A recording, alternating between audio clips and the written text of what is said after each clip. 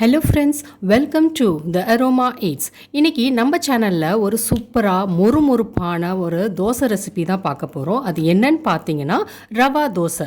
இந்த ரவா தோசையை பிடிக்காதவங்க யாருமே கிடையாது. குழந்தைங்கள்லேருந்து பெரியவங்க வரைக்கும் எல்லாருமே ரொம்ப விரும்பி சாப்பிடுவாங்க.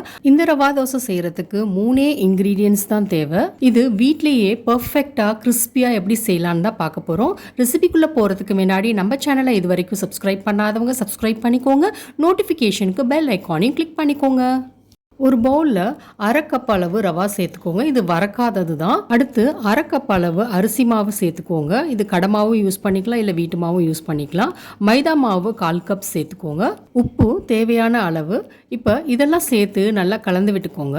இது நல்லா கலந்து விட்டதுக்கப்புறம் கொஞ்சம் கொஞ்சமாக தண்ணி சேர்த்துக்கலாம். ஃபஸ்ட்டு ஒரு கப் அளவு தண்ணி சேர்த்து மிக்ஸ் பண்ணிக்கோங்க. இது மிக்ஸ் பண்ணும்போது கொஞ்சம் கெட்டிமாக உள்ள மாதிரி மிக்ஸ் பண்ணிக்கோங்க. அப்போ தான் கட்டி இல்லாமல் இருக்கும். கட்டி இல்லாமல் மிக்ஸ் பண்ணதுக்கு அப்புறம் நம்ம இன்னும் ஒரு 2 கப் அளவு தண்ணி ஊற்றுனீங்க அப்படின்னா நல்லா இந்த மாதிரி கன்சிஸ்டன்சியில் இருக்கும். அடுத்து மிளகு 1 டீஸ்பூன், ஜீரகம் 1/2 டீஸ்பூன், இஞ்சி குட்டி குட்டியாக நறுக்குனது 1 டீஸ்பூன், பச்சை மிளகாய் 2 அதையும் குட்டி குட்டியாக நறுக்கிக்கோங்க.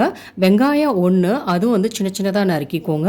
வாசனைக்காக கொஞ்சோண்டு கொத்தமல்லி, அப்புறம் கருவேப்பிலை இதெல்லாம் குட்டி குட்டியாக நறுக்கி நல்லா கலந்து விட்டுக்கோங்க.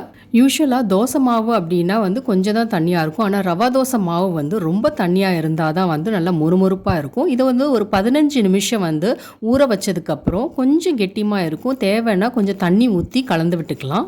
பாருங்கள், இந்த மாதிரி கன்சிஸ்டன்சியில் இருக்கணும். அடுத்து தோசைக்கல் சூடு பண்ணிடலாம். இதில் கொஞ்சம் ஆயில் இந்த மாதிரி அப்ளை பண்ணிவிடுங்க.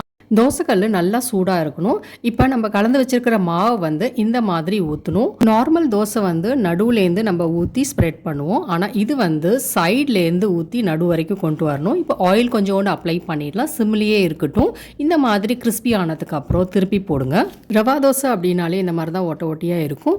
இப்போ 2 சைடும் நல்லா திருப்பி போட்டு கிறிஸ்பியாக ஆனதுக்கப்புறம் நம்ம எடுத்துடலாம். இதே மாதிரி எல்லா தோசையும் நம்ம செஞ்சு எடுத்துக்கலாம். ஒவ்வொரு வாட்டி தோசை ஊற்றும் போது மாவை கலந்து விட்டு ஊற்றுங்க. கெட்டிமாக ஆயிடுச்சுன்னா தண்ணி ஊற்றிக்கோங்க. அப்போ தான் கரெக்டான கன்சிஸ்டன்சியில் இருக்கும். அவ்வளோதான், நம்மளோட சுவையான மொறுமொறுப்பான ரவா தோசை ரெடி. சர்வ் பண்ணும் போது இது கூட தேங்காய் சட்னி, சாம்பார், அப்புறம் கார சட்னி இருந்துச்சுன்னா அதையும் வச்சு சர்வ் பண்ணிங்கன்னா சூப்பர் காம்பினேஷனாக இருக்கும். இந்த ரெசிபியை வீட்டில் ட்ரை பண்ணி பார்த்துட்டு எப்படி வந்துச்சுன்னு கண்டிப்பாக கமெண்ட் பண்ணுங்கள். இந்த ரவா தோசை ரெசிபி உங்களுக்கு பிடிச்சிருந்துச்சுன்னா லைக் பண்ணுங்கள். உங்கள் ஃப்ரெண்ட்ஸ் அண்ட் ஃபேமிலியோட ஷேர் பண்ணுங்கள். என்னோட சேனலை இது வரைக்கும் சப்ஸ்கிரைப் பண்ணாதவங்க சப்ஸ்கிரைப் பண்ணிக்கோங்க. நோட்டிஃபிகேஷனுக்கு பெல் ஐக்கானையும் கிளிக் பண்ணிக்கோங்க. தேங்க்யூ.